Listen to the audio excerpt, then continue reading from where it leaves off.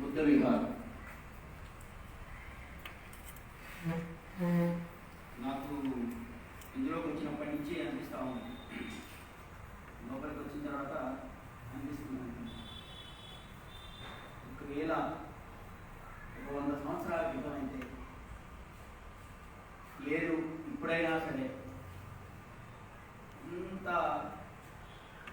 అద్భుతంగా శాంత వాతావరణంలో ఉన్న ఒక దేవాలయంలోకి, ఒక గుడిలోకి నేను వెళ్ళగలనా అనిపించిందన్న. లోపలికి ఎంటర్ అవుతున్నాం, నేను వెళ్ళగలనా? ఒకవేళ వెళ్తే అందులో మీరు కూర్చున్నంత ప్రశాంతంగా కూర్చోగలనా? ఒకవేళ కూర్చుంటే మీకు వచ్చినంత ప్రశాంతత అక్కడ నాకు వస్తుందా? అన్ని ప్రశ్నలు నా మెదడు తినేస్తా ఉన్నాయి ఇక్కడ కూర్చుని. అన్నిటికీ ఏం సమాధానం వచ్చిందంటే నో నో నో నో అనే సమాధానం. ఒక 100 సంవత్సరాల క్రితం, 200 సంవత్సరాల క్రితం చిన్న గోచిపాత పెట్టుకుని తిరుగుతున్న ఈ భారత సమాజంలోని ఒక మెజారిటీ ప్రధానికానికి ఇవాళ టై కట్టుకొని, షూ వేసుకొని, కట్ చేసుకొని, సూట్ వేసుకొని, పైన కోట్ వేసుకొని, జేబులో ఒక ఏమంటారు గ్రీన్ కలర్ పెన్ను పెట్టుకొని, చేతిలో ఒక 50,000 రూపాయల ఫోన్ పట్టుకొని చాలా ఇండిపెండెంట్గా వచ్చి తలెత్తుకొని ధైర్యంగా ఇక్కడ కూర్చోగలిగేటటువంటి స్వేచ్ఛనిచ్చిన మహనీయుడైన డాక్టర్ బాబాసాహెబ్ బిఆర్ అంబేద్కర్ను ఈ సందర్భంలో గుర్తు చేసుకోవాలి. నాకు ఇంకో భయం కూడా అయింది. చూస్తేనేమో ఇది బుద్ధ విహారం, నేనేమో ఆవేశపరుని. బేసిక్గా నాకు ఆవేశం ఎక్కువ. ఆవేశం ఎందుకు ఎక్కువ అంటే బాధితుడిని కాబట్టి ఆవేశం ఎక్కువ ఉంటుంది. బాధితులకు ఆవేశం ఎక్కువ ఉంటుంది. బాగుంది నాకు ఒక దెబ్బ పెట్టామనుకో ఏమంటారు, చాలా బాగా పెట్టారు సార్ అంట, ఎర్రగా నా కొడుకు ఎందుకు పెట్టారు అంటే బాధితుడికి ఆవేశం ఎక్కువ. మరి ఇట్లాంటి ప్రశాంతమైన వాతావరణంలో తీసుకొచ్చి కూర్చోబెట్టారు మిమ్మల్ని. నేను ఇక్కడికి వచ్చి ఆవేశంగా మాట్లాడితే ఏ విపత్కారం జరుగుతుందో అన్న భయం కూడా ఒక పక్క నన్ను బట్టి లాగేస్తుంది. ఇట్లాంటి ఒక సందర్భంలో మనం ఒక చారిత్రాత్మకమైన ఘట్టాన్ని గుర్తు చేసుకోబోతున్నాం. బహుశా ఈ తెలియని వారు ఎవరు ఉండరనే నా అభిప్రాయం. చాలామంది తెలిసి ప్రతి సంవత్సరం డాక్టర్ బాబాసాహెబ్ అంబేద్కర్ పూనా దగ్గరలోని భీమా కొరేగాం అనేటటువంటి గ్రామానికి వెళ్ళి అక్కడ ఒక రోజంతా గడిపి వచ్చేవాడు. ఇదందరికీ తెలిసిన వాస్తవమే. బాబాసాహెబ్ అంబేద్కర్ ఆయన భీమా కొరేగాంని ఎందుకు సందర్శించాల్సి వచ్చింది? సందర్శించడం న్యాయమైతేనా?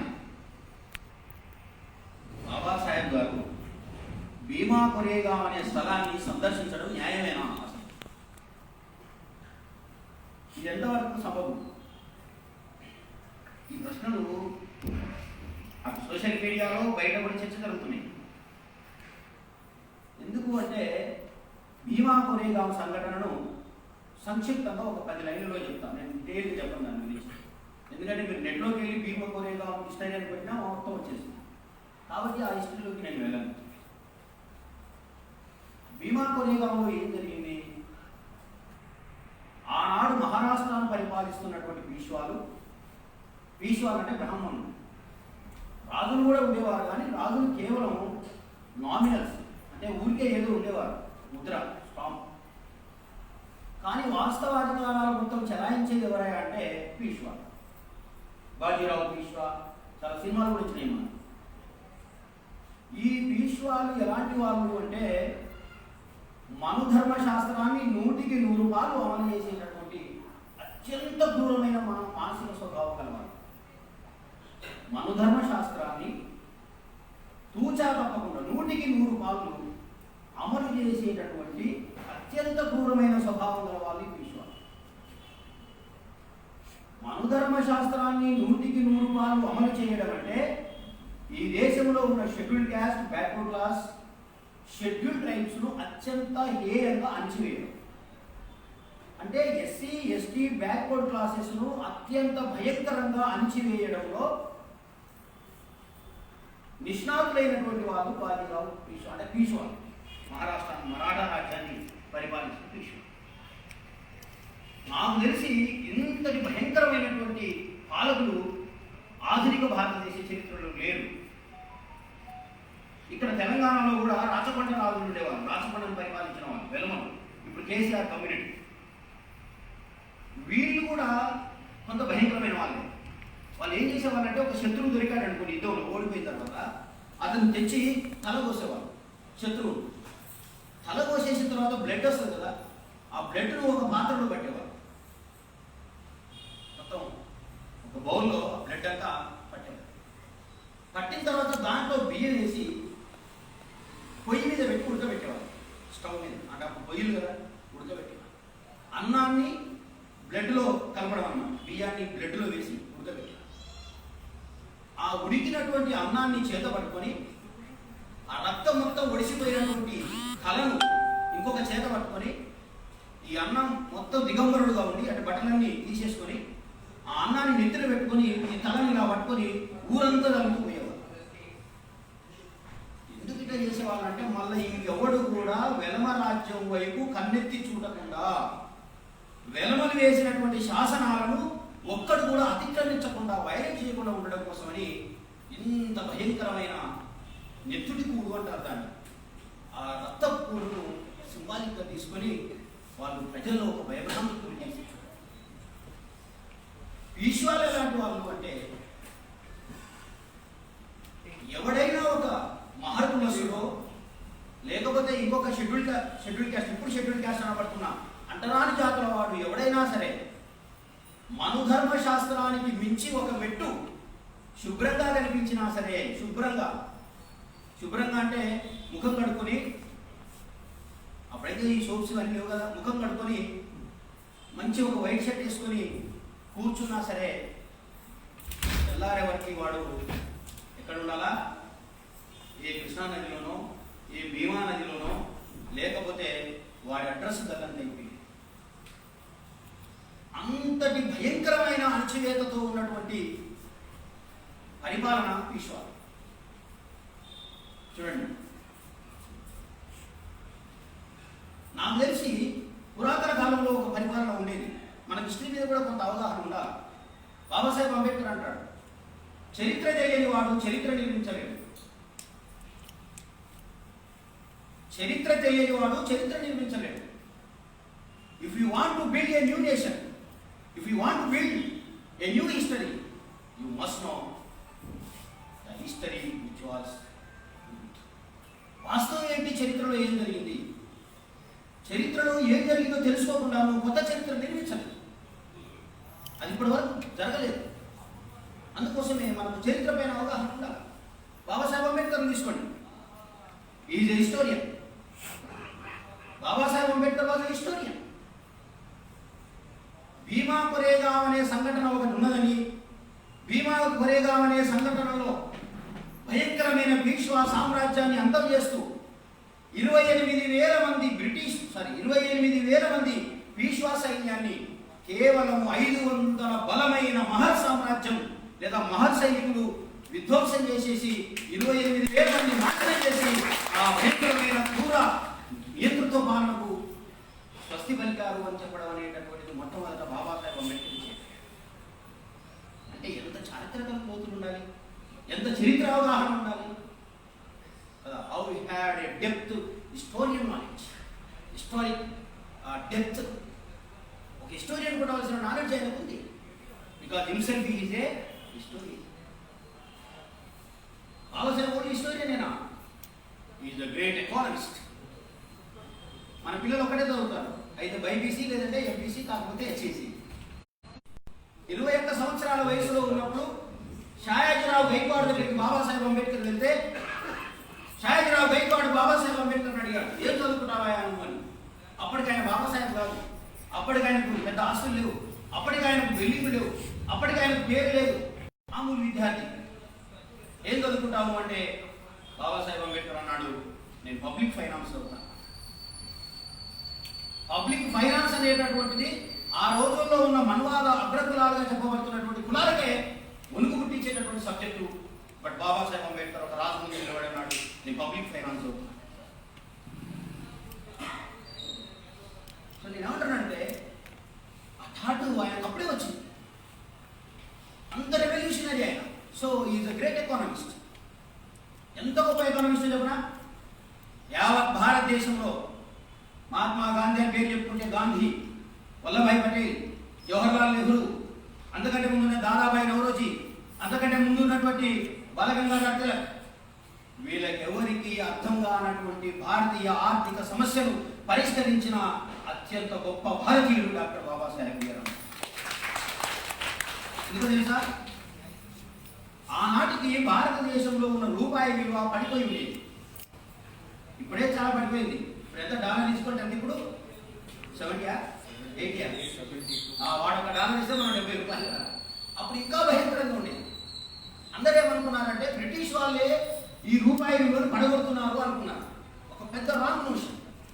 బాబాసాహెబ్ అంబేద్కర్ ఛేదించారు. ఏమంటాడు తెలుసా? నన్ను అది కరెక్ట్ కాదు. అసలు రూపాయి విలువ ఎందుకు పడిపోతుందో మొట్టమొదట రీసెర్చ్ చేయాలి అన్నాడు.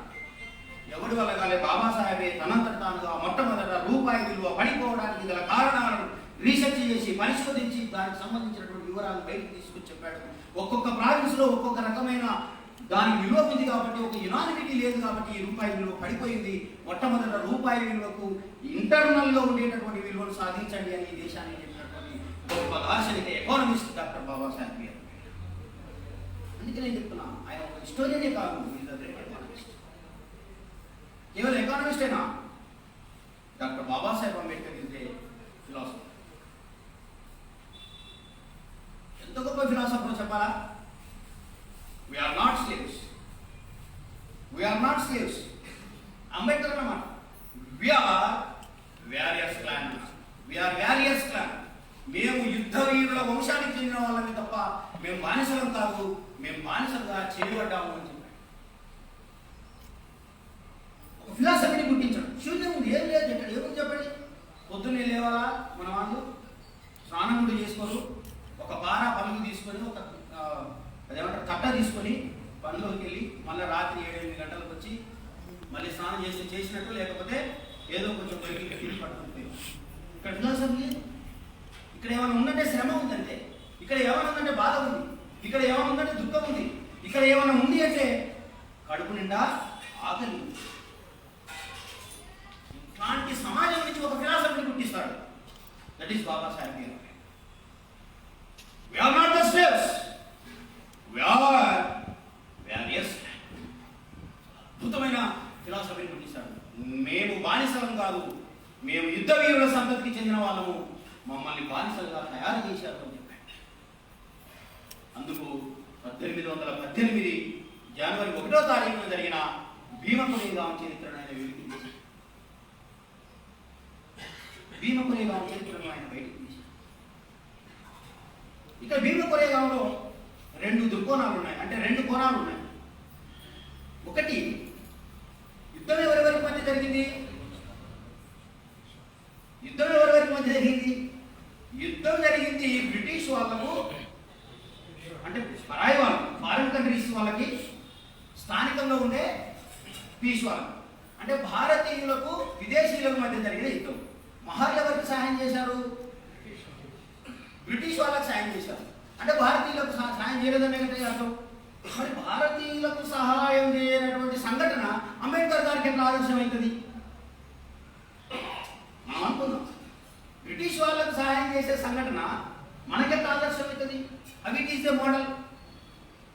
బాబాసాహెబ్ అంబేద్కర్ దాన్ని ఒక బ్రిటిష్ వాడికి, ఒక భారతీయ పీష్వాకు మధ్య జరిగినటువంటి యుద్ధంగా ఆయన భావించారు. బాబాసాహెబ్ అంబేద్కర్ దాన్ని ఎలా భావించారంటే, ఒక అత్యంత క్రూరమైన నియంతృత్వ పాలనకి దాన్ని ఎదురు తిరిగినటువంటి మహాసైనికుల యొక్క ధైర్య సాహసాలకు మధ్య జరిగే యుద్ధంగా దాన్ని ఆయన ఎందుకట్లా తీసుకోవాలి? ఎందుకట్లా తీసుకోవాలి అంటే, అధ్యాపనం చాయధ్యయనం యజనం వ్యాధనం తథా దానం ప్రతిగ్రహం చైవ బ్రాహ్మణానాం కల్పయే, శాసనం కొట్టేస్తాడు. ఎంత బలమైన శాసనం అంటే లోకానాంతు వివృద్ధ్యార్థ ముఖవాహుపాదత బ్రాహ్మణంచ క్షత్రియంచ వైశ్యంచ చ శూద్రః. ఈ శాసనానికి తిరుగుతుంది. ఏం శాసనం అది? లోకానాంతు వివృద్ధ్యార్థం ముఖబాహుపాదత బ్రాహ్మణంచ క్షత్రియంచ వైశ్యంచ చ శూద్రః.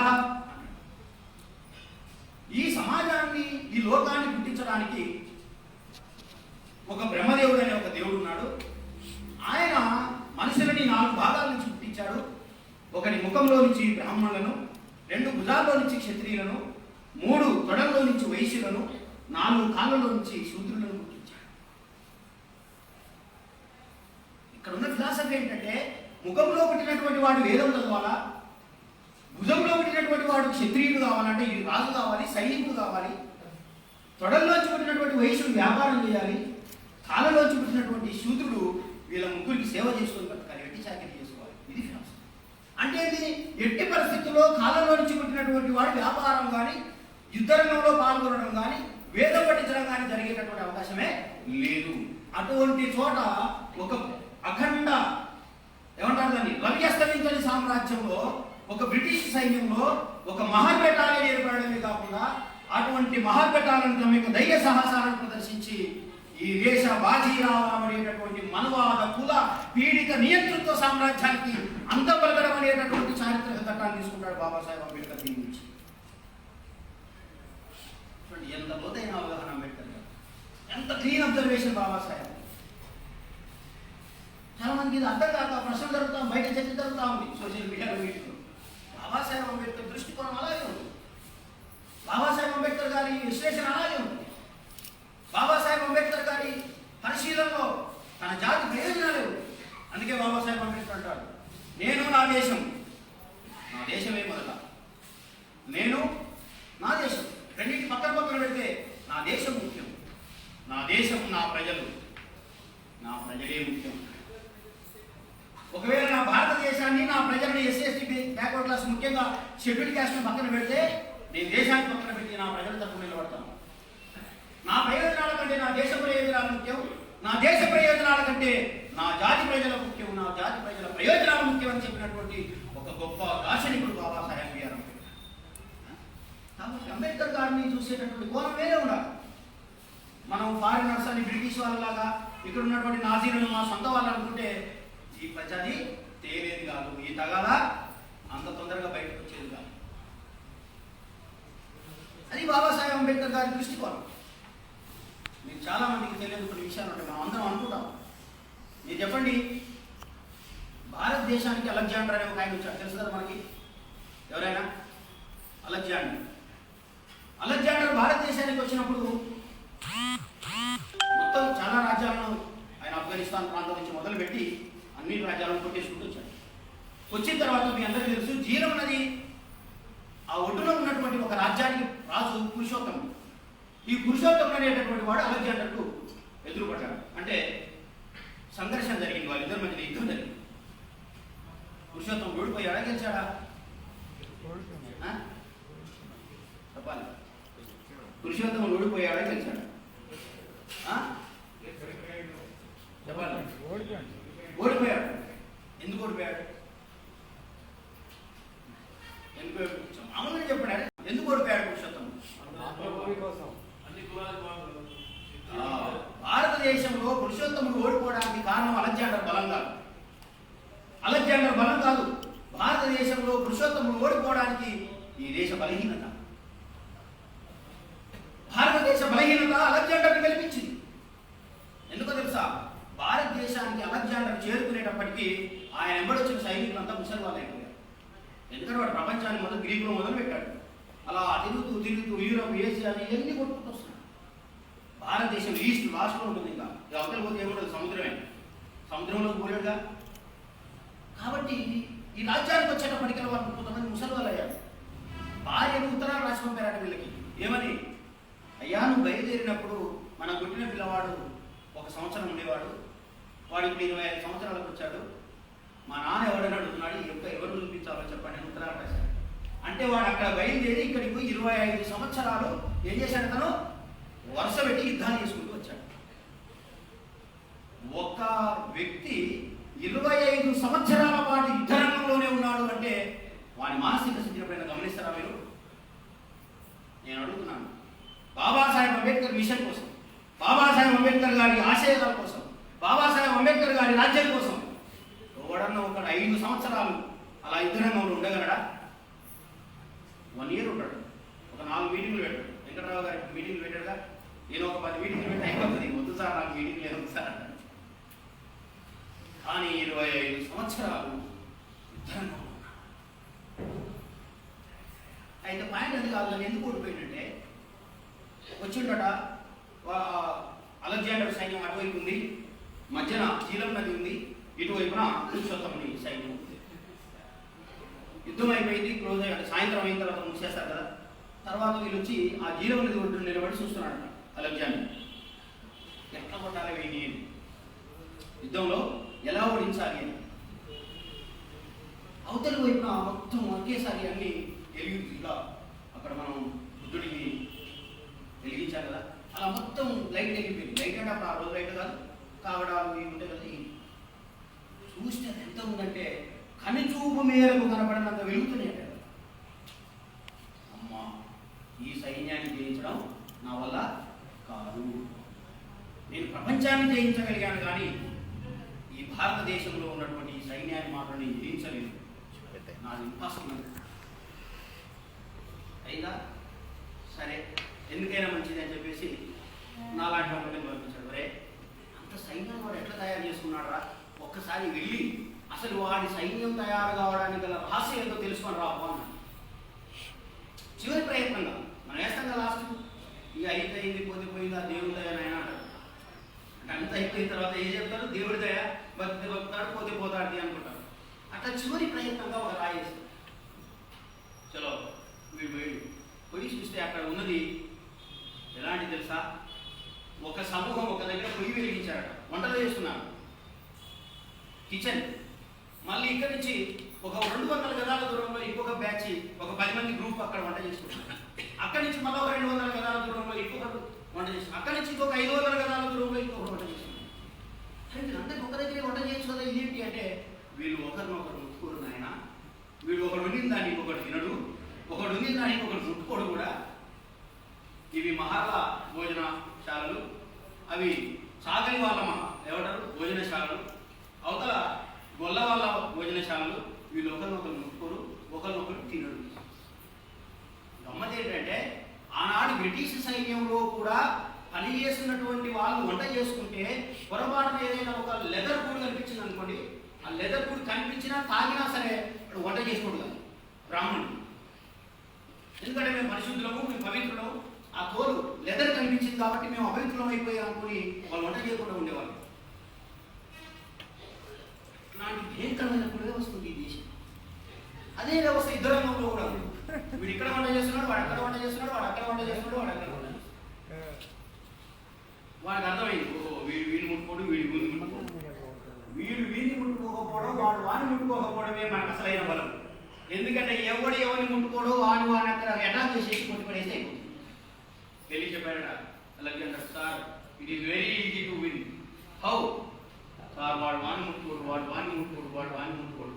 మనం ఒక 10 తెగలు తయారు చేద్దాం, ఒక తెగ మీద ఒక తెగని కొడదాం. వీడిని కొట్టేటప్పుడు వాడు ఎట్లాగా రాడు, వస్తే వీడి ముందుకు చూసేద్దాం, ఎట్లాగా వాడు ముట్టుకోడు కాబట్టి అంటే తెలియదు.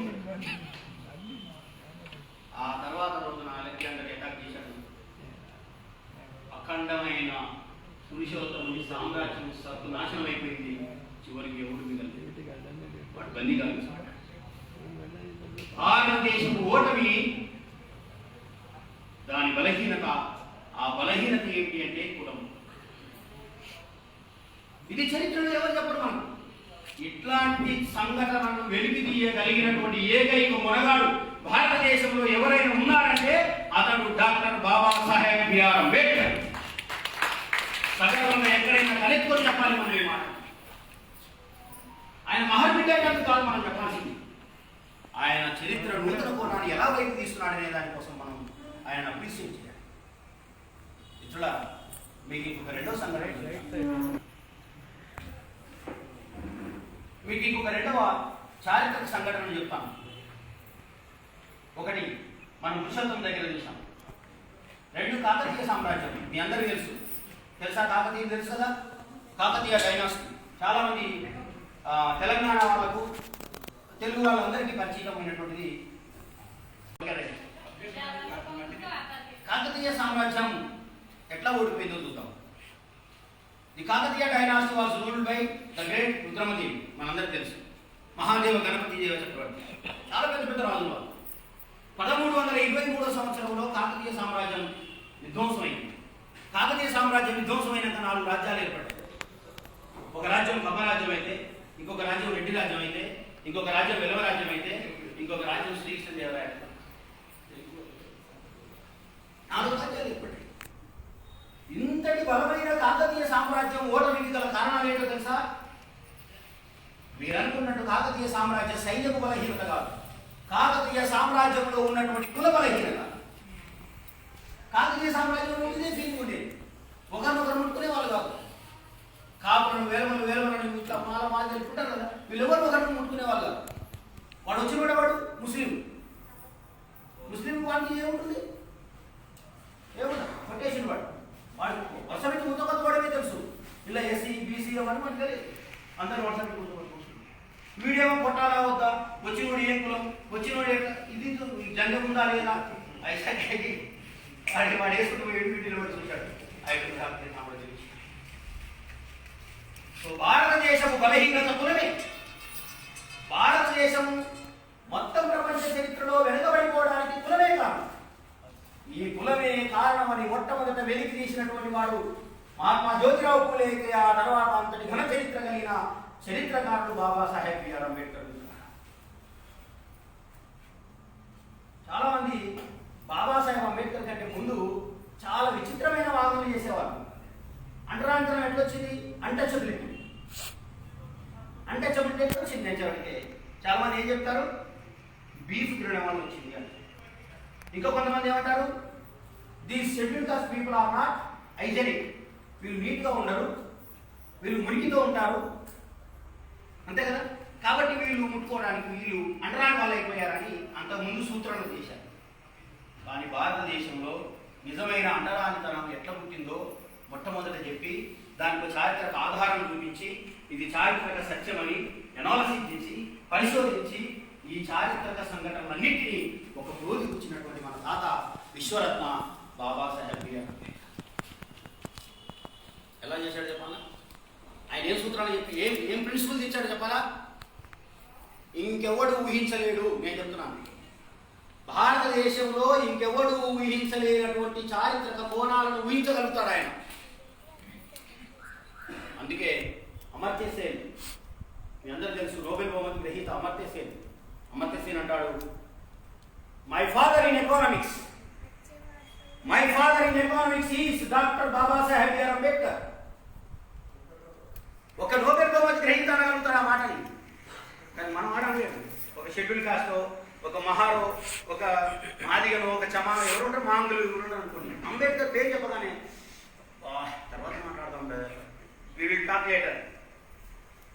వై అంటే మనకు అంబేద్కర్ గారి యొక్క ప్రాధాన్యత, అంబేద్కర్ గారి యొక్క శ్రమ, అంబేద్కర్ గారి దేశంలో చేసినటువంటి అమోఘమైనటువంటి సర్వీసెస్ మనకు తెలియదు. అందుకే అంబేద్కర్ గారు మనకు ఒక కులంలో కనిపిస్తాడు, అంబేద్కర్ గారు మనకు ఒక కోణంలోనే కనిపిస్తాడు, అంబేద్కర్ గారు మనకు ఒక చిన్న స్థానంలోనే కనిపిస్తాడు. కానీ మొత్తం ప్రపంచాన్ని ఈరోజు విస్తరించినటువంటి వాడు బిఆర్ అంబేద్కర్. మిత్రులారా గుర్తుపెట్టారు, మొత్తం ప్రపంచాన్ని ఆలోచించారు. అందుకు ఉదాహరణ అమర్త్య సేన్. ఎవరో చెప్పాల్సినటువంటి అవసరం. ఎస్, అంటరాంతరం ఎలా వచ్చిందో భారతదేశంలో మనకు ఒక విశ్లేషణాత్మకమైన విషయాన్ని చూపించాడు అంబేద్కర్. ఏమంటాడంటే, పుష్యమిత్ర శృంగుడు 185వ సంవత్సరంలో 185 BCలో పుష్యమిత్ర శృంగుడు అనేటటువంటి ఒక బ్రాహ్మణుడు చివరి బౌద్ధ చక్రవర్తి అయినటువంటి బృహద్రథుని హత్య చేసిన తర్వాత, Pushyamitra Shunga was a Brahman. He killed Bruhadratha, who was the last Buddhist king, last Mauryan king. అతను చంపేస్తాడు. చంపేసిన తర్వాత ఏమవుతుందంటే, అప్పటి వరకు బౌద్ధంలో ఉన్నటువంటి వాళ్ళందరినీ తిరిగి మరలా బ్రాహ్మణ మతంలోకి, హిందూ మతంలోకి కన్వర్ట్ చేయడం మొదలు పెట్టారు. ఒక్క బుద్ధిస్ట్ మాన్కు హత్య చేసిన వాడికి 10,000 ఠాకాలు ప్రకటించాడు వాడు ఆ రోజుల్లో. విశ్వామిత్రుడు ఒక తల తీసుకొస్తే వాడికి 10,000 ఇచ్చేవాడు. అట్లాంటి భయంకరమైనటువంటి రీకన్వర్షన్ జరుగుతున్న సందర్భంలో ఈ దేశంలో ఉన్న మహర్లు, ఈ దేశంలో ఉన్న నాగాలు అంటే మాలలు, మాదిగలు బ్యాక్వర్డ్ క్లాసెస్కుని ఏం చేశాయంటే మేము తిరిగి ఆ వైదిక మతంలోకి రాము అని చెప్పేసి తెగేసి we don't want to convert into this Vedic and Manvalic religion. చెప్పేశారు. అప్పుడు ఆ రాజు వీళ్ళందరూ ఏం చేశారంటే ఊరికి దూరంగా గెట్టివేసి దీస్ పీపుల్ ఆర్ అన్టచబుల్స్. అసలు ఎవరైనా ఊహిస్తారా దీన్ని? అసలు దీనికి ఆధారాలు దొరకబట్టడం ఎంత కష్టం చెప్పండి, దీనికి మూలాలను తీసుకురావడం ఎంత కష్టం చెప్పండి. అటువంటి మూలాలను వెతికి బయటికి తీసి మన ముందు నిలబెట్టేటటువంటి ఒక గొప్ప చరిత్రకారు ఆయన అన్నాడు, అన్టచబిలిటీకి అసలు కారణం ఇది.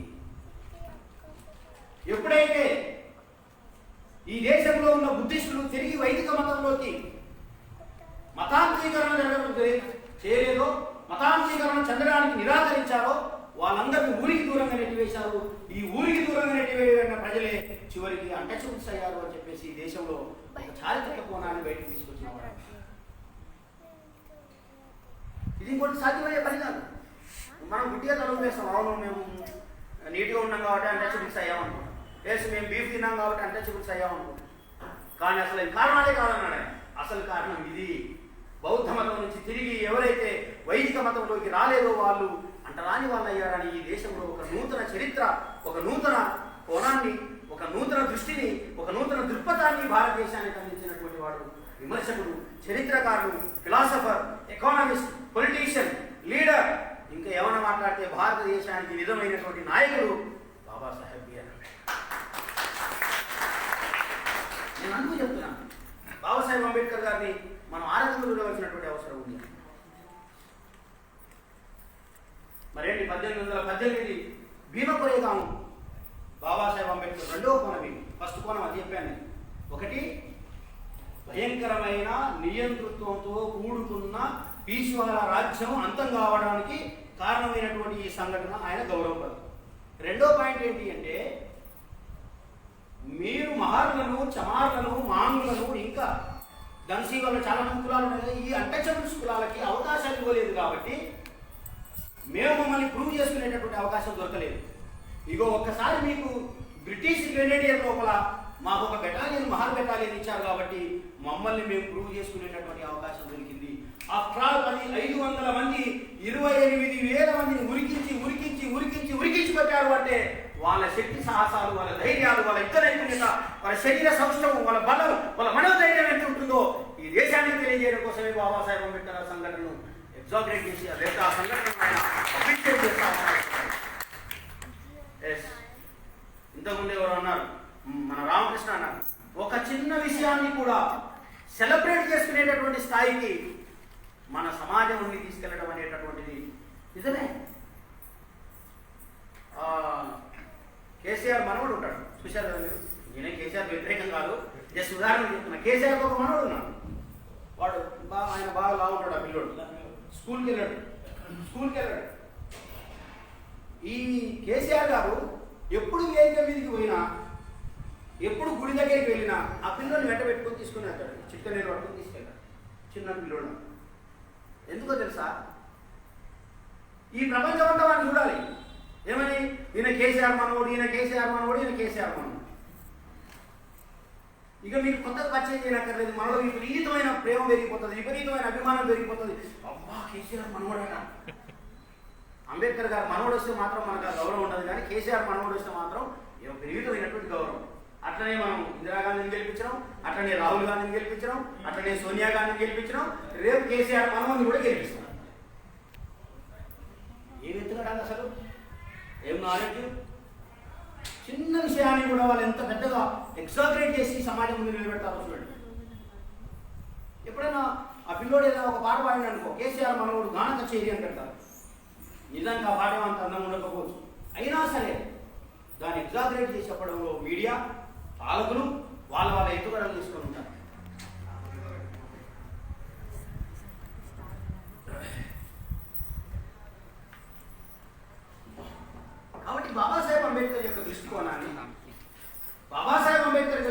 చరిత్రక కోణాన్ని, బాబాసాహెబ్ అంబేద్కర్ గారు ఈ దేశంలో ఏమేమి సెలబ్రేషన్స్ చేస్తాడు, ఎలా చేస్తాడో మనం అర్థం చేసుకోవాల్సినటువంటి అవసరం ఉంది సోదరులు.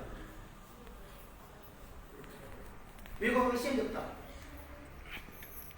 టైం ఉందా?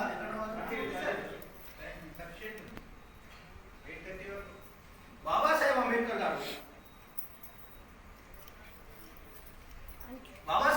గారు మంత్రి అయిన తర్వాత ఒక సినిమా తీయాలనుకున్నాను.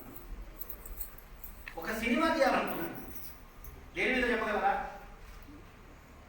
మన మంత్రులకు అవకాశం వస్తే దేని మీద సినిమా తీస్తారు?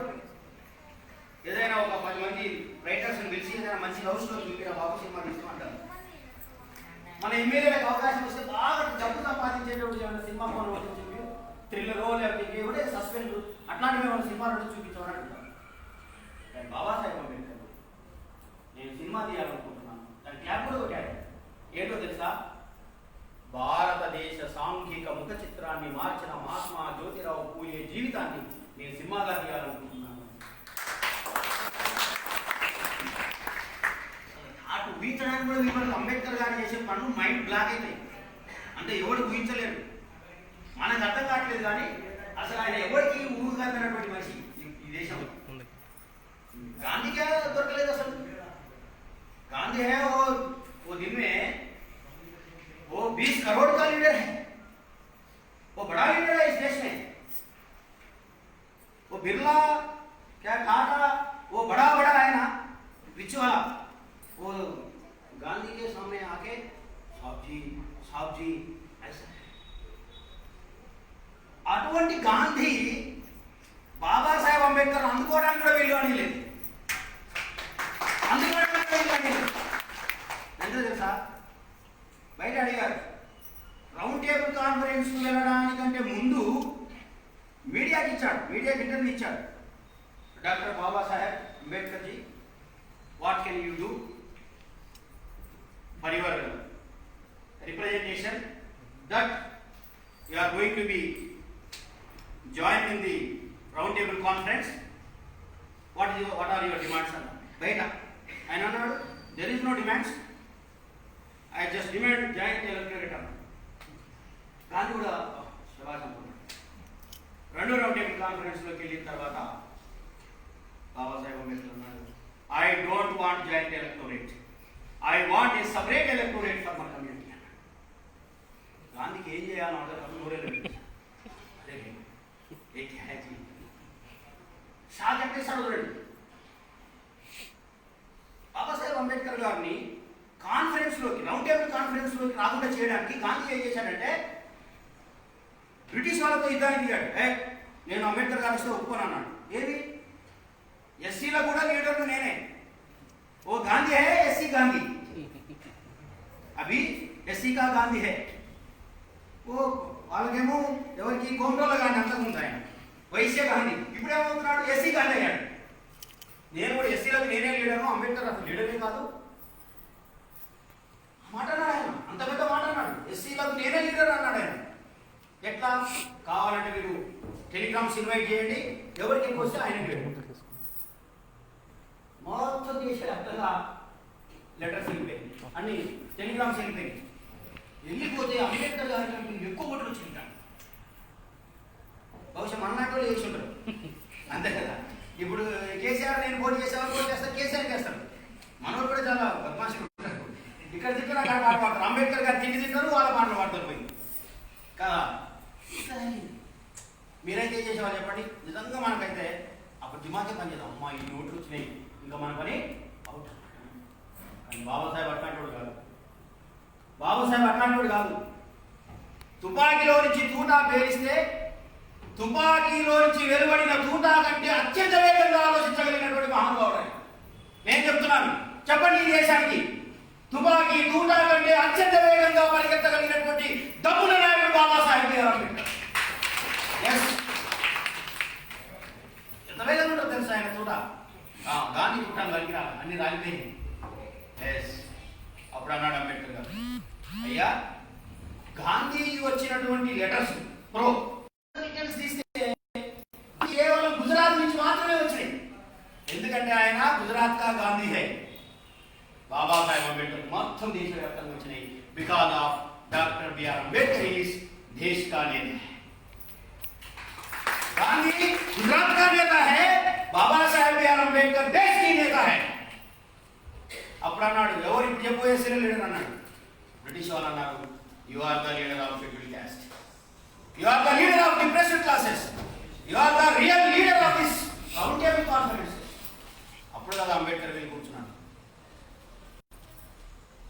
ఇంత నేను అనేది ఏంటంటే అంబేద్కర్ గారి దృక్పథం, అంబేద్కర్ గారి ఆలోచన విధానం గాంధీకే దొరకలా.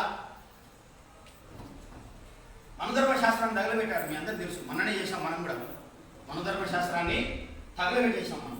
ఎందుకంటే మనుధర్మ శాస్త్రం కులాన్ని ప్రోత్సహించింది, మనుధర్మ శాస్త్రం కుల విభజన గుర్తించింది, మనుధర్మ శాస్త్రం మనుషుల మధ్య విభేదాలు గుర్తించింది, మనుధర్మ శాస్త్రం మనుషుల్ని చీల్చి చంపేసింది, మనుధర్మ శాస్త్రం మనుషుల్ని మనుషులుగా చూడనటువంటి ఒక వ్యవస్థను సృష్టించింది. మనుధర్మ శాస్త్రం ఈ సమాజంలో మనుషులకు ఉండేటటువంటి విలువలను దుర్మార్గంతో పశుత్వానికి దిగదార్చింది కనుక మనుధర్మ శాస్త్రాన్ని తగలబెట్టేసింది. మనుధర్మ శాస్త్రాన్ని తగలబెడితే ఈ మనువాద బ్రాహ్మణీయ శక్తులని గాంధీ దగ్గరికి వెళ్ళి, ఏమండి ఆయన మనుధర్మ శాస్త్రాన్ని తగలబెడుతున్నాడు అంబేద్కర్ గారు, మీరేం మాట్లాడరా అన్నాడు. అంటే గాంధీ ఏమన్నాడు తెలుసా? ఎందుకంటే గాంధీ తెలుసు అప్పటికే ఎన్ని శాఖలో తిన్నాడు ఆయన. ఒరే, మీరు అంబేద్కర్ గారిని వ్యతిరేకించాలంటే, అంబేద్కర్ గారిని మీరు విమర్శించాలంటే ఆయన ఎక్కువ చదువుకుని ఉంటారా, మీరు ఎవడైనా చదివాడా అని. Is there anyone who can fight against Dr. Ambedkar? Who can compete Dr. Ambedkar? మీరు అంబేద్కర్ ఎదుర్కొనే శక్తి ఎవరికైనా ఉందా? చదివారా మీరు చెప్పండి అన్నాడు. ఒక్కడు మాట్లాడాలి. ఎందుకు? బాబాసాహెబ్ అంబేద్కర్ ఎంఏ చేశాడు, బాబాసాహెబ్ అంబేద్కర్ ఎల్ఎల్బి చేశాడు, బాబాసాహెబ్ అంబేద్కర్ బిఎస్సీ చేశాడు, బాబాసాహెబ్ అంబేద్కర్ బారెట్లో చదివాడు, బాబాసాహెబ్ అంబేద్కర్ అమెరికా వెళ్ళాడు, బాబాసాహెబ్ అంబేద్కర్ కేంబ్రిడ్జ్లో చదివాడు, బాబాసాహెబ్ అంబేద్కర్ కొలంబియాలో చదివాడు. ఈ దేశంలో ఉన్న ఏ ఒక్క మెదడు కూడా కనీసమైన కాలికోటి కూడా సమానమయ్యే విద్య లేని వాడు కనుక ఒక్కడు కూడా ఎదురు మాట్లాడలేదు. అందుకే బాబాసాహెబ్ అంబేద్కర్ శక్తిని అంచనా వేసేటప్పుడు, బాబాసాహెబ్ అంబేద్కర్ ఉద్యమ స్ఫూర్తిని అంచనా వేసేటప్పుడు మనల్ని మనం ఒక్కసారి ఆలోచన చేసుకోవాల్సినటువంటి అవసరం ఉంది. బాబాసాహెబ్ అంబేద్కర్ యొక్క తత్వాన్ని అర్థం చేసుకోవాలంటే చాలా టైం పడుతుంది. అందుకే భీమా కొరేగాం వెళ్తే జుట్టు పీక్కున్నారు. ఎట్లా అసలు ఎందుకు వెళ్ళాడు?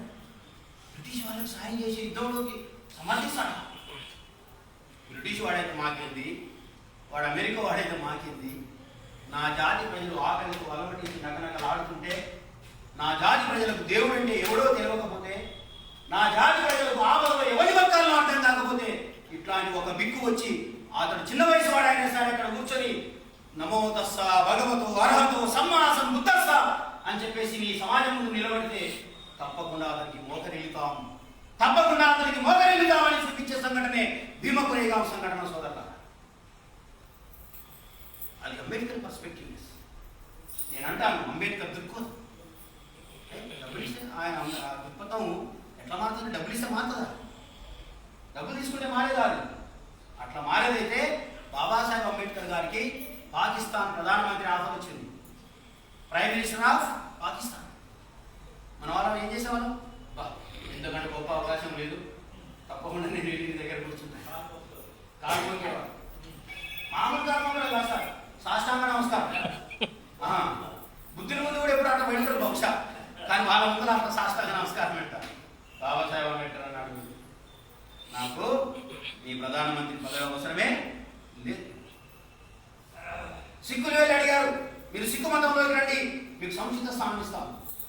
ఇస్లాం వాళ్ళు అంటే ముస్లిం మతస్థులు ఇస్లాం వాళ్ళు వెళ్ళి అడిగారు, మీరు రండి ఇస్లాంలోకి, మీకు అత్యద్భుతమైన ప్రపంచ స్థానం దొరుకుతుందన్నారు. క్రైస్తవులు అడిగారు, బాబు నువ్వు వరల్డ్ వైడ్ అవుతావు, మొత్తం దేశాలలో మొత్తం క్రైస్తవమే ఉంది, నేను వరల్డ్ వైడ్ చేస్తామన్నారు.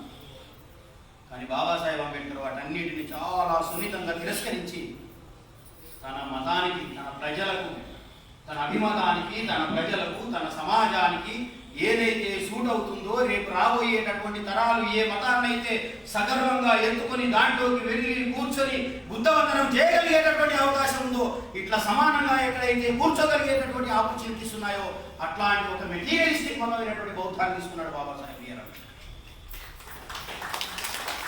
కొంతమంది దేశ ద్వేషం అంటారు కాదు, ఇస్లాం మీద ద్వేషం అంటారు కాదు, ఇంకొక సిక్కు మతం మీద ద్వేషం కానే కాదు. బాబాసాహెబ్ అంబేద్కర్ కొత్త కోణం ఏంటంటే నా దేశ ప్రజలకు అవసరమైన మెటీరియలిస్టిక్ రిలీజన్ కావాలి అనుకుంటారు బాబాసాహెబ్ అంబేద్కర్. అందుకే ఆయన బౌద్ధాన్ని తీసుకున్నాడు అనేటువంటి విషయాన్ని మీకు తెలియజేస్తా ఉన్నాను. అందుకే చెప్తున్నాను, బాబాసాహెబ్ అంబేద్కర్ పట్టుకునే ప్రయత్నం చేయాలి, మన జాతి బాగుపడాలి. ఇంతకుముందు వెంకటరావు గారు ఒక మాట అన్నాడు, ఇక్కడ ఉన్న వాళ్ళంతా మహర్షులు, చాలా నిబద్ధత కలిగినటువంటి వాళ్ళు, చాలా కష్టపడి పనిచేసే శక్తి గల వాళ్ళు ఇంతటి బిల్డింగ్ను నిర్మాణం చేసుకున్నారు. నిజమే, భారతదేశంలో ఏదైనా ఒక చరిత్ర చూపించాలంటే అది మహర్ల వలనే సాధ్యమైంది. మళ్ళీ చెప్తున్నా, ఈ దేశాన్ని అభివృద్ధి చేయాలన్నా, ఈ దేశంలో ఆర్థిక వనరుల స్వావలంబన జరగాలన్నా, ఈ దేశంలో స్త్రీ పురుషుల సమానత్వం జరగాలన్నా, ఈ దేశంలో ఎస్సీ ఎస్టీ బ్యాక్వర్డ్ క్లాస్ మొత్తం ఫార్వర్డ్ క్లాస్ అంతా కూడా సమానత్వంతో బతకాలన్నా, ఈ దేశంలో ప్రజాస్వామ్యం బతకాలంటే, ఈ దేశంలో సామ్యవాదం బతకాలంటే, ఈ దేశంలో స్వేచ్ఛ సమానత్వం సౌభ్రాతృత్వ పురాతన మీద వ్యవస్థ నిలబడాలంటే మళ్ళా ఈ దేశాన్ని మనమే పరిపాలించాలి సోదరులారా. వీళ్ళు ఎన్ని సంవత్సరాలు పరిపాలించాలి సాధ్యం చేయకుండా. అందుకే బాబాసాహెబ్ అంబేద్కర్ కోణాలను, చరిత్రాత్మకమైన విషయాలను మనం చాలా జాగ్రత్తగా అధ్యయనం చేసి మన భవిష్యత్ తరాలకు అందించాలి, మన పిల్లలకు అందించాలి. మీకు పొద్దున్నే వాడు జస్ట్ సాటర్డే వచ్చింది, if it is Saturday then it will start. Kausalya సుప్రజా రామ పూర్వ సంధ్యా ప్రవర్తతే ఉత్తిష్ట నరశార్దూల కర్తవ్యం దైవమాహైకం ఉత్తిష్టోత్తిష్ట ఉత్తిష్ట గరుడధ్వజ ఉత్తిష్ట కమలాకాంత త్రైలోక్యం మంగళం కురు మాతా సమస్త జగతాం మధుకైట భారే వక్షో విహారిణి మనోహర దివ్యమోహాత్య శ్రీ స్వామి శ్రీజన ప్రియదానశీలే శేషాద్రి శేఖర విభో తవ సుప్రభాతం అరవిందలోచనే భవతు ప్రసన్న ముఖ చంద్రమండలే విదిశేఖరేంద్ర వనితాభిరర్చితే వృషశైలనాద దైవే దయానిధే అత్ర్యాది ఋషయా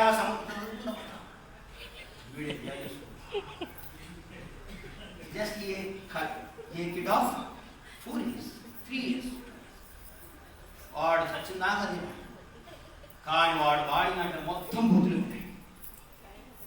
ఈ శ్లోకం నిండా బుద్ధులే. అయినా తన పిల్లవాడికి 4వ తరగతి నుంచి 4వ సంవత్సరాల వయసు నుంచి మనవాడు డిగ్రీ వచ్చిన తర్వాత బాబు అంబేద్కర్ ఎవర్రా, అంబేద్కర్ గారు గురించి చెప్పున్నానంటే అంబేద్కర్ గారు రాజ్యాంగం రాశాడు. ఏకీ బాత్. ఇంత పెద్ద చరిత్ర, ఇంత పెద్ద పోరాటం, ఇంత పెద్ద నూతన చరిత్ర వాళ్ళకి ఇచ్చేటటువంటి తత్వము, ఇంత లోతైన అధ్యయనము అన్నీ జస్ట్ భారత రాజ్యాంగాన్ని రాశాడు. ఒక్కటే మాటలు క్లోజ్ చేశాడు. కారణం ఏంటంటే బాబాసాహెబ్ అంబేద్కర్ తత్వాన్ని ఒక కల్చర్గా మార్చలేకపోతున్నాము. బాబాసాహెబ్ అంబేద్కర్ గారి యొక్క తత్వాన్ని ఒక కల్చర్గా మార్చండి. నేను చూశాను, ఇక్కడ కూర్చున్నాను, ఆ అమ్మ వచ్చింది కూర్చున్నారు, మనం ఎవరు చెప్పనక్కర్లేదు, వెళ్ళింది అక్కడ మోకాళ్ళు వచ్చింది, నమస్కరించింది, మళ్ళీ వచ్చింది. ఆ అన్న వచ్చాడు, మనం ఎవరు చెప్పలా, ఆయన సరాసరి అక్కడికి వెళ్ళాడు, అక్కడ కూలేసాడు, మోకాళ్ళు నుంచి కూర్చున్నాడు, 3 సార్లు నమస్కరించి వెళ్ళి ఆయన ఏంటిది? It is a culture. Culture teaches you the discipline, the knowledge. అందుకే బాబాసాహెబ్ అంబేద్కర్ అంటాడు, the character is more important than education. The character is more important than education. ఇక్కడ క్యారెక్టర్ అంటే నీకున్న డిసిప్లిన్, నీకున్న నిబద్ధతే నిన్ను ఈ సమాజంలో ఒక స్థానంలో నిలబెడుతుంది. కాబట్టి సోదరులారా, బాబాసాహెబ్ అంబేద్కర్ని ఒక కల్చర్గా మార్చేటటువంటి, బాబాసాహెబ్ అంబేద్కర్ తత్వాన్ని ఈ ప్రజలకు ఒక కల్చర్గా ఇచ్చేటటువంటి దాన్ని మన ప్రజల్లోకి తీసుకెళ్దాం, మన ప్రజలకు అందిద్దాం. అందుకే భీమా కొరేగావ్ అనేటటువంటి సంఘటనని మనం కొత్త కోణంలో చూడాల్సిన అవసరం ఉంది. అంబేద్కర్ గారు కూడా దాన్ని కొత్త కోణంలో చూశాడు భీమా కొరేగావ్ని. భీమా కొరేగావ్ అనేటటువంటి సంఘటన ఎంత దగ్గరగా ఉంటుంది చూడండి. ఆయన పేరు భీమరావ్ అంబేద్కర్, ఆ నది పేరు భీమా నది, ఆ ఊరి పేరు భీమా కొరేగావ్. ఒక అది కోరిలేటెడ్, అది ఏదో భగవంతుడు ఎవడో వచ్చి సృష్టించలేదు కానీ చెప్తున్నా, ఆయన ఆయన లైఫ్లో అట్లాంటివి చాలా నూతనమైనటువంటి విషయాలను ఆయన కనిపిస్తుంటాడు. అందుకే ఆయన లేబర్ మినిస్టర్ అయిన తర్వాత మహాత్మా జ్యోతిరావు పూలే మీద సినిమా తీయాలి, మహాత్మా జ్యోతిరావు పూలే మీద సినిమా తీయాలనుకుంటున్నాడు. ఇంతకుముందు మన రాజయ్య గారు చెప్పారు, మహాత్మా జ్యోతిరావు పూలే ఈ దేశానికి ఏం చేశారు. మహాత్మా జ్యోతిరావు పూలే అనేటువంటి ఒక వ్యక్తి ఈ దేశానికి ఎలాంటి ఫిలాసఫీని ఇచ్చాడో మనం అంబేద్కర్ గారి నుంచి నేర్చుకోవాలి. అంబేద్కర్ గారి కోణంలో నుంచి మనం ఆయన చూడాలి. మీకు తెలుసా, ఛత్రపతి శివాజీ అనేటటువంటి వాడు మన అందరికీ తెలిసి ఎవరు, గోబ్రాహ్మణ హితార్థాయ, ఏమంటారు ఆయన అంటే గోవులను బ్రాహ్మణులను రక్షించేటటువంటి హిందూ ధర్మ పరిరక్షకుడు అన్నారు. హిందూ ధర్మ పరిరక్షకుడు అన్నారు ఎవరిని, ఛత్రపతి శివాజీని. కానీ మహాత్మా జ్యోతిరావు పూలే అన్నాడు, మహాత్మా జ్యోతిరావు పూలే అన్నాడు ఛత్రపతి శివాజీ అనేటటువంటి వాడు శూద్ర పరిరక్షకుడు. బ్యాక్వర్డ్ క్లాసెస్ అని మొట్టమొదటి చరిత్రను బయటికి తీసుకొచ్చాడు. శివాజీ సమాధి ఎక్కడుందో కనిపెట్టి దాని చుట్టూ అంతా కూడా పాడైపోతే దాన్ని శుభ్రం చేయించి దానికి సున్నం వేయించి ఇది శివాజీ, వీర శివాజీ సమాధి, ఇతడు మొత్తం బ్రాహ్మణీయ మనవాద శక్తుల మీద జీవితాంతం పోరాడినటువంటి వీరుడు, శూరుడు అని చెప్పేసి అక్కడ ప్రకటించాడు మహాత్మా జ్యోతిరావు. సో ఈ కల్చర్ను మన పిల్లలకి అందించగలగాలి, ఈ చరిత్రను మనం వాళ్ళకి అందించగలగాలి. అసలు చెప్పరు చూడండి, ఎంత భయంకరమైన మనుషులు వీళ్ళంటే. చరిత్ర ఎట్లా వస్తుంది చెప్తారు, వాళ్ళ దగ్గర నుంచి ఎట్లా వస్తుందంటే, ఆ రోజుల్లో 1857 తిరుగుబాటు జరిగిందండి. ఈ 1857 తిరుగుబాటుకు కారణాలు, ఇది ప్రథమ స్వతంత్ర పోరాటము. దీనికి కారణాలు ఏమిటంటే, ఆ రోజులో పంది కొవ్వు కొరకాలని, ఆవు కొవ్వు కొరకాలని సైన్యంలో ప్రవేశపెట్టారు. అందువల్ల ఈ యుద్ధం జరిగింది. అక్కడికి రాగానే చరిత్ర కారణం, అసలు ఒరిజినాలిటీ వాస్తవాలను ప్రజల ముందు పెట్టారు. మాకు తెలుగు సాహిత్యం ఉంది. ఇక్కడ తెలుగు సాహిత్యకారులు ఎవరైనా ఉంటే ఎంత దుర్మార్గంగా వక్రీకరిస్తారంటే, భావకవిత్వం మా నుంచే పుట్టిందని చెప్తారు వాళ్ళు బ్రాహ్మణులు, విప్లవ కవిత్వం మా శ్రీశ్రీ నుంచి పుట్టిందని చెప్తారు, లేకపోతే ఇంకొక అభ్యుదయ కవిత్వం మేమే పుట్టించామని చెప్తారు. కానీ ఇక్కడ దేశంలో ఆ కాల్పానిక కవిత్వం పుట్టినా, ఆ భావ కవిత్వం పుట్టినా, విప్లవ కవిత్వం పుట్టినా, అభ్యుదయ కవిత్వం పుట్టినా దానికి కారణం ఏంటంటే ఈ దేశాన్ని బ్రిటిషుడు పరిపాలించాడు కాబట్టి, లేకపోతే వాళ్ళకి అంత సీన్ లేదు. నిజమని భారతదేశానికి ఒక చారిత్రక దృక్పథాన్ని, ఒక విశ్వ దృష్టి, వరల్డ్ పర్స్పెక్టివ్ని ఇవ్వగలిగింది ఇంగ్లీషే ఆ రోజుల్లో. అట్లాంటి ఇంగ్లీషును మొట్టమొదటి చదువుకున్నది ఈ దేశంలో బ్రాహ్మణుడు. అప్పటికి మనకు చదువు లేదు. అప్పటి అసలు బాబాసాహెబ్ అంబేద్కర్ మొట్టమొదటి గ్రాడ్యుయేట్ ఆ కాలంలో. అట్లా అన్నప్పుడు అసలు మన చదువు ఎక్కడి నుంచి వచ్చింది? అట్లా అన్నప్పుడు మనకి ఇంగ్లీష్ ఎక్కడి నుంచి వచ్చింది? కానీ ఇంగ్లీష్ నేర్చుకున్నారు వాళ్ళు, బ్రిటిష్ వాళ్ళలో పనిచేసింది వాళ్ళు, బ్రిటిష్ సైన్యంలో పనిచేసింది వాళ్ళు. కానీ మన వాళ్ళు కొంచెం ఎంటర్ కాగానే, ఆ మహార్ ఏమంటారు దాన్ని బెటాలియన్ రాగానే, లేకపోతే ఆ మహారు సైనికులు రాగానే వీళ్ళు పోరాటం లేవని చదివారు. అందుకే 1895 తర్వాత మీరు బాగా గమనించండి, అప్పుడు 1895 సైన్యాల్లో ఉండేటటువంటి మహర్లను మెల్లగా తొలగించడం మొదలుపెట్టారు. 1945 వచ్చేటప్పటికల్లా సైన్యాల్లో మహర్ బెటాలియన్స్ లేకుండా చేసి పడేసి, ఇంత పెద్ద కుట్రను మా వెంకటరావు గారు చెప్పినట్టు నీకు ఏ హిస్టరీ బుక్లో కనిపించదు. చాలామంది హిస్టరీ బుక్స్ రాస్తూనే ఉన్నారు మన వాళ్ళు, కానీ అక్కడ ఎక్కడ కూడా ఇంతెందుకండి, ఇంత పెద్ద స్వతంత్ర పోరాటం జరిగితే బాబాసాహెబ్ అంబేద్కర్ గారి స్వాతంత్ర్య పోరాట పాత్రను ఒక్క లైన్లో కూడా చెప్పలేదు, ఇంక్లూడింగ్ సివిల్స్ సిలబస్లో కూడా. ఇంతెందుకంటే భారతదేశానికి ఆర్థిక శాస్త్రంలో ఇంత అద్భుతమైనటువంటి, స్వయంగా అమర్త్య సేన్ అన్నాడు, బాబాసాహెబ్ అంబేద్కర్ గారు ఆర్థిక శాస్త్రంలో చేసినటువంటి ఆయన సేవలను రాబోయేటటువంటి తరాలు గుర్తిస్తాయి. ఈ భారతదేశపు ఆర్థిక శాస్త్రం బాబాసాహెబ్ అంబేద్కర్ను మర్చిపోలేదు అని చెప్పాడు అమర్త్యసేన్. కానీ ఇంటర్మీడియట్ ఆర్థిక శాస్త్రంలో first year, second year, degree first year, degree second year, degree third paper, degree fourth పేపర్లో ఎక్కడ కూడా అంబేద్కర్ గారి ఆర్థిక దృక్పథాన్ని, అంబేద్కర్ గారి ఆర్థిక విశ్లేషణను, అంబేద్కర్ గారి ఆర్థిక పరిశోధనను ఒక్క పేరు కూడా రాలేదు.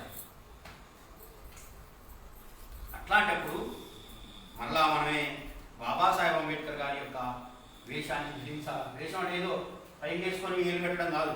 బాబాసాహెబ్ అంబేద్కర్ గారి నిజమైనటువంటి స్పిరిట్ని తీసుకోవాలా. బాబాసాహెబ్ అంబేద్కర్ గారు చరిత్రను ఎలా తవ్వితీస్తాడో, బాబాసాహెబ్ అంబేద్కర్ గారి చరిత్రను తవ్వితీసేటప్పుడు అందులో ఉన్నటువంటి సత్యాలను ఎంత నిర్భయంగా చెప్తాడో అటువంటి దృక్పథం కలిగినటువంటి వారిని మనం తయారు చేసుకోవాలి. ఒక విషయాన్ని నిర్భయంగా చెప్పాలంటే అంత మామూలు విషయం కాదు. మీకు తెలుసు, ఒక్కరోజు టీవీ డిబేట్లో పాల్గొని 1 గంట సేపు ఉంటుంది. అంటే టీవీ డిబేట్ మీరు ఎంతమంది చూసారో నాకు తెలియదు, కానీ మా టీవీ డిబేట్ కొన్ని జరుగుతుంటాయి. నేను వెళ్తుంటాను అప్పుడప్పుడు. బయటికి వచ్చిన తర్వాత మనోళ్ళు ఎవరు ఫోన్ చేయరు. వెంకట్రావు ఫోన్ చేయడు, రామకృష్ణ ఫోన్ చేయడు, ఎవరు ఫోన్ చేయరు. ఎందుకులే అనుకుంటారో లేకపోతే అన్న బిజీ ఉన్నాడు తెలియదు, మనకి విషయం తెలియదు, కానీ ఎవరు చేయరు. ఫస్ట్ ఫోన్ వచ్చేది ఆర్ఎస్ఎస్, విషయ పరిషత్తు,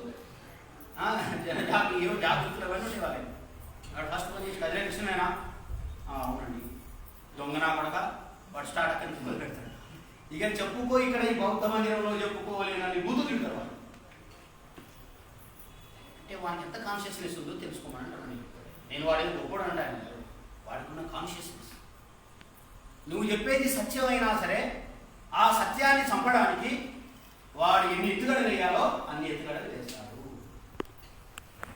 కానీ ఆ సత్యాన్ని బతికించడానికి, ఆ సత్యాన్ని నిర్భయంగా ప్రపంచానికి తెలియజేయడానికి బుద్ధుడు ఏ విధంగానైతే తన ప్రాణాన్ని పరంగా పెట్టాడో, బాబాసాహెబ్ అంబేద్కర్ కూడా అదే విధంగా తన ప్రాణాన్ని పరంగా పెట్టాడు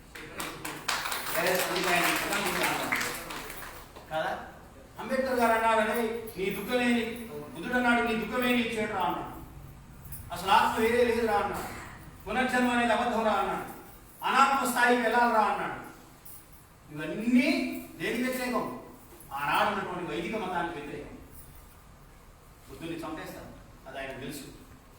కానీ ఈ నిజం ప్రపంచానికి తెలియకపోతే, ఈ చరిత్ర ప్రపంచానికి తెలియకపోతే బుద్ధుడు గృహ పరిత్యాగం చేసి కూడా ఉంది. ఇంతకుముందు మనం చదువుకున్నాం, ఆనాది మాత వీరమని సిక్ఖాపదం సమాధి. నేను జీవహింస చేయను అన్నాడు. ఎందుకు ఆ మాట అనాల్సి వచ్చింది? బుద్ధుడు జీవహింస చేయరాదు అనే ఒక పర్టికులర్ వర్డ్ ఎందుకు తీసుకోవాల్సి వచ్చింది? అప్పటికి వైదిక మతంలో విపరీతమైనటువంటి హింస జరిగేది. అప్పటికి వైదిక మతంలో ఒక యజ్ఞయాగం పేరు మీద 101 పశువులను కోసేవారు. 101 పశువులను. సర్వ పాప పరిహారో రక్తం ప్రోక్షకం అవశ్యకం తదురక్తం పరమాత్మేన పుణ్యదాన బలియాగం.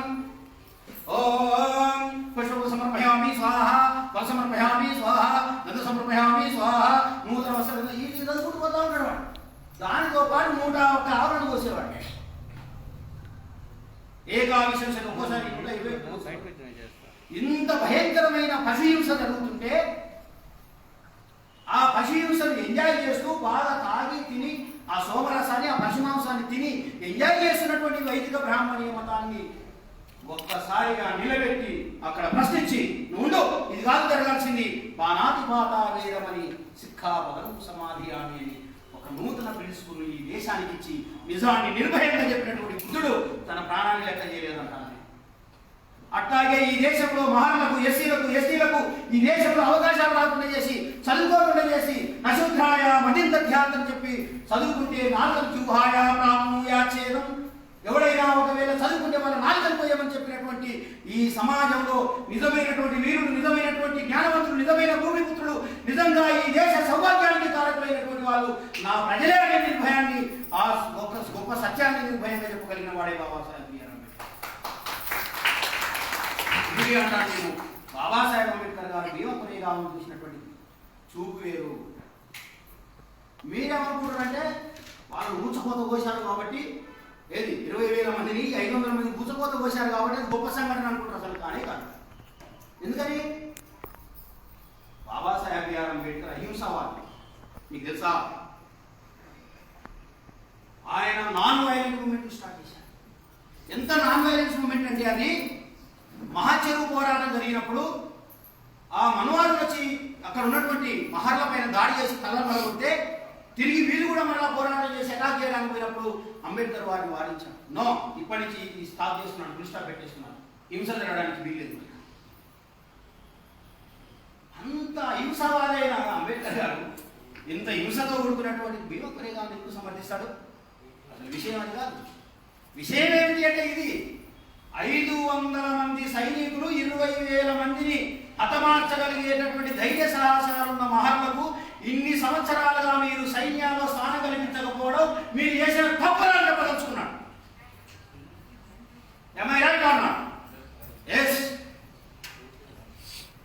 ఇన్ని డిగ్రీలు చేయగలిగిన వాడు, అన్ని పుస్తకాలు రాయగలిగినటువంటి వాడిని ఇన్ని రోజులు మీరు అవకాశం ఇవ్వకపోవడం మీరు చేసిన తప్పురా.